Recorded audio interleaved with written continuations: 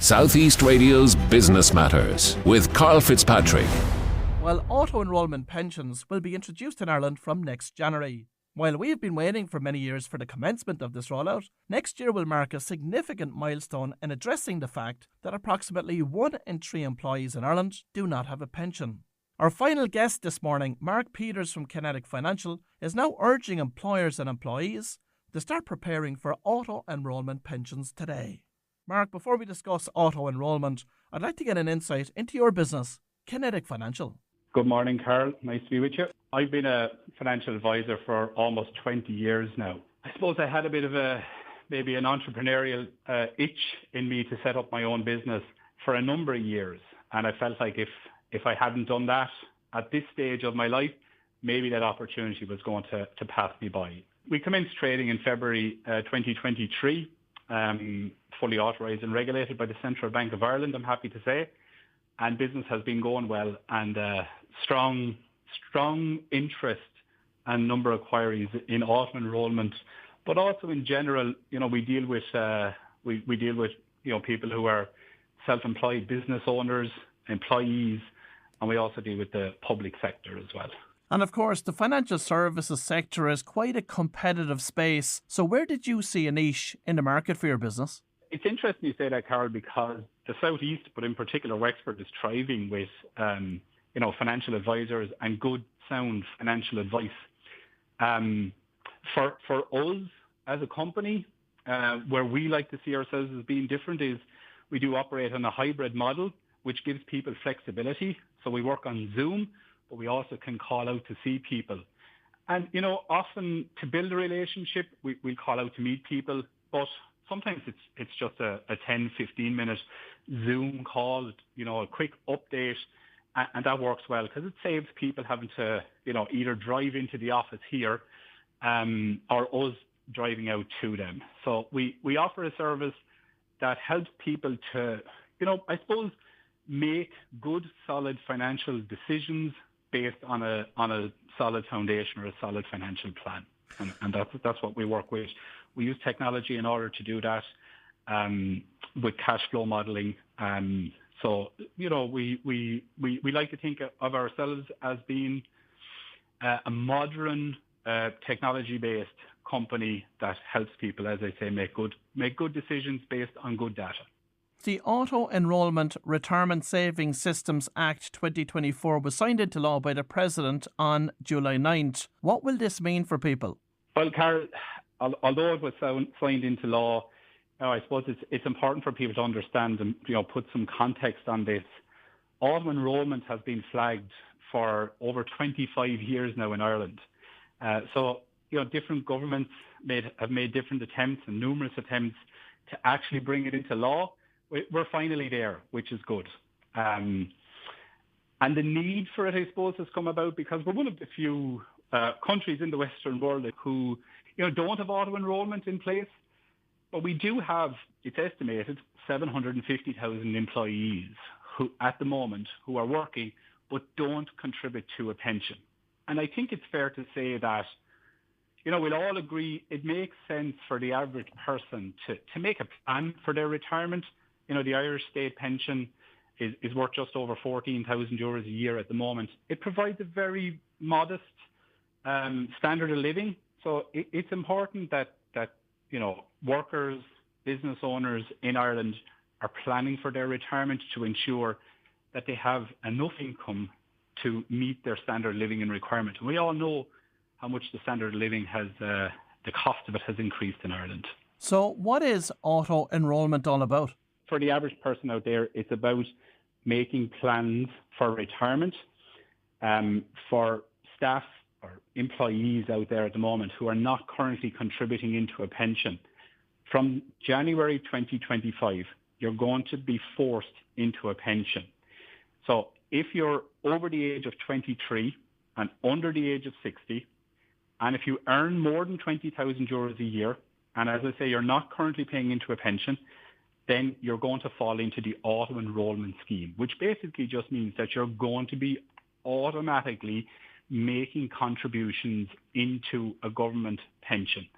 And your employer is going to be tasked with taking those deductions out of your pay, whether you're paid weekly, fortnightly or monthly, and contribute it into the pension scheme. You're going to make contributions, your employer is going to make contributions, matching contributions, and the government is also going to add some money to your pot, which will be then there for you when you turn 66 years of age. You'll be able to access it. And when are auto-enrolment pensions expected to be implemented? That's a very good question, Karl. As I say, this has been coming about for the last 25 years. It is now law. We know it's coming. As you say, it was written into law on the 9th of July. So we know it's coming. The hope and expectation from a government perspective, maybe not from a business owner's perspective, but from a government perspective, we know the deadline and the date is January 2025. There are still a few things to be ironed out, and if they're not ironed out in time, that date may be pushed a bit. But what I would say is it is now every employer's and employees' obligation, and there's an onus on everybody now to plan for January 2025 so that you know what your options are, you know what your obligations are, and you put a plan in place before the event, before January. And from an employer's perspective, what is involved in planning for this? Budgeting, number one, Karl, I would say. So what we know is that every employee is going to contribute 1.5% of their salary into the auto-enrolment scheme. That's going to be matched by the employer, okay? And every 3 years, that contribution rate is going to increase so that in 10 years' time, the employee will pay 6% of their salary into the scheme, matched by an employer's 6%. And on the side, the government will also be contributing, and the government will start off with a contribution of 0.5%, so that's 0.5% of the employee's salary. So and I am an employer, but if any employers out there, this is a call to action. Really, this is a time for you to understand that contributions are going to be need to be made by you to the scheme. You are also going to be tasked with the administration of that, so ensuring that deductions are taken from staff's wages and contributed into the scheme. After 6 months, an employee has the option to opt out, okay? It would be your job to ensure that deductions are stopped at that time. And then after 2 years, they're auto-enrolled again. So again, as an employer, it will be your job to ensure that they're auto-enrolled again into the pension. So it is onerous. It is, number one, expensive from a monetary perspective for the employer. It's going to cost money.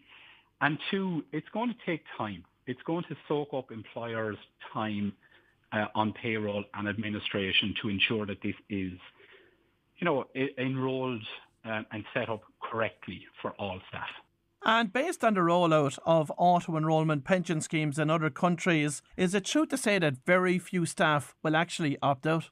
It is true to say the benefit of auto-enrolment has seen to be quite high and beneficial for other countries, because obviously individuals end up with a pension pot that helps them improve their standard of living in retirement. And they tend, once you're in, employees tend not to opt out. But again, look, that's the hope, that's the expectation of the government. I would imagine once this is rolled out efficiently, I think staff, after a certain period of time, will be able to access, an online portal or to be able to see the value of their pension pot increasing, and I think they'll see the benefit of it. As I say, I think we all understand the benefits of contributing into a pension, and it is seen across the other countries that when employees are in it and contributing to it, they tend to stay at it, except in exceptional circumstances like the crash in 2008-9, which had an impact on the world economy, But in general, they tend to come in and stay. And Mark, how will the auto-enrolment pension scheme impact part-time employees, temporary staff and self-employed individuals? This isn't going to capture, it's not a net that's going to capture absolutely everybody. Anybody that's over the age of 23 and under the age of 60 and who earns more than 20,000 euros gross per annum will be automatically enrolled into the system. Now, if you fall outside of those parameters, you can opt in. So you can elect to say, if you're 22 years old, say, no, I'd like to contribute to the auto-enrolment scheme. You can voluntarily join it. But outside of that, you're forced into it. So if you have part-time staff, if you have temporary staff who don't fall into that bracket, then they won't be forced into it. And as an employer, you won't be forced to make contributions to it. And what happens if an employee is already contributing to a pension? Yeah, and this is the logic behind auto-enrolment in the first place. It's really for those where there isn't a pension scheme either in place and the employer is contributing to it or not. It is for staff who are not currently members of a pension scheme. So any staff who are out there who are currently working for a company and there's a company scheme in place and they're contributing to that scheme, then they don't need to worry about auto-enrolment. There will be a number of people listening today and out there who are working for an employer where there is a scheme in place, but they're not contributing to it. And they should strongly consider finding out what the benefits are in their employer's scheme and strongly consider joining that scheme rather than auto-enrolment because of the flexibility that's potentially there with their employer's scheme as opposed to auto-enrolment. In terms of accessing the pension itself, how does accessing an auto-enrolment pension differ from that, let's say, of a company pension scheme or indeed a PRSA? Yeah, so under the auto-enrolment scheme, the only opportunity to access the pension will be from age 66, okay, which at the moment, that ties in exactly with the Irish contributory state pension age. So you'll be allowed to access your state pension that everybody contributes to by way of PRSI, and you'll be able to access the auto-enrolment scheme from age 66. Under normal PRSAs and company pensions, there is the potential for you to access the pension before that date. Okay, so say, for example, if you had a company pension scheme and you left that employment, then you could potentially access that pension from age 50. Okay, so there are people out there who are over the age of 50 who have left an employer and may already have accessed some of their pension or have the potential to do it. So from an access perspective, there's no doubt that your PRSA or your normal company pension scheme is much more flexible and potentially more attractive than the auto-enrolment scheme from an access perspective. Now, the auto-enrolment scheme will be operated by a new government body called the National Auto-Enrolment Savings Scheme. But what will this body be responsible for, Mark?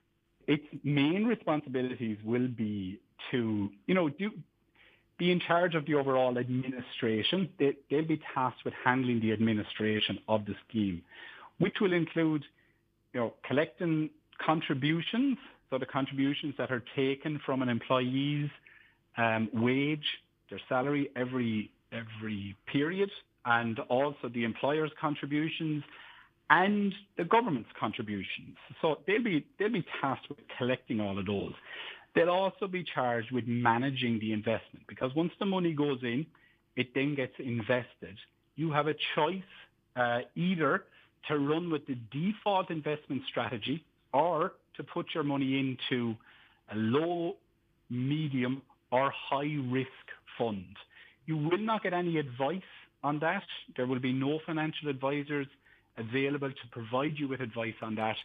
It will be an individual employee's onus to pick whether they want to go the default strategy or to pick their own investment strategy. But It is the National Automatic Enrolment Savings Authority's responsibility around the general administration of the scheme. But again, as an employer, it's also your responsibility to manage some of the compliance with respect to, employees who want to opt out, who want to pause contributions, or those then that have opted out and need to be re-enrolled. So there's quite a bit to this from the authority's perspective and from the employer's perspective, Karl. And will there be a number of providers appointed to handle the logistics of pension enrolments? One company is tasked with the overall managing of it, but the individual investment companies have yet to be selected. So this is one of the things that may cause the date for the establishment of it to be pushed back from January. So we wait and see on that, Karl. We press pause on that one. And if an employer receives an inquiry from an employee about setting up a new pension in the next few months, should they advise them to wait until auto-enrolment kicks in? I would say at this stage, we know it's coming. Nobody should wait, okay? And an employer really should try to get ahead of this now. And as I say, today is really a call to action for employers out there. If an employee comes to you and you don't have the answers, then you're on the back foot, And as an employer, what we need to do is we need to get ahead of this and we need to have options in place. So if that's establishing your own PRSA or your own company pension scheme, then that's what needs to be done now. Or if you want to do, some employers will do a hybrid approach where they will have the auto-enrolment running alongside an employer's pension scheme, but they'll also just go for the auto-enrolment scheme. And I would say it is now time for you as an employer to find out what your options are and which route suits you best. And as an employee, it is time for you to start asking those questions of your employer so that you know what your options are and that your employer comes back to you with options. So I would say, like I said at the start, Karl, we have some fantastic financial advisors based in the Southeast, but in particular in Wexford. And you should be talking to a financial advisor about the option of, if you don't have a PRSA or a company pension scheme in place, speak with an advisor, find out what your options are so that you get ahead of it and that you have the answers for the staff when they come to you. Well, if you've just tuned in, that was Mark Peters from Kinetic Financial, and I hope that the information that Mark shared with us this morning will help both employers and employees to start preparing for the rollout of auto-enrolment pensions. Southeast Radio's Business Matters with Karl Fitzpatrick.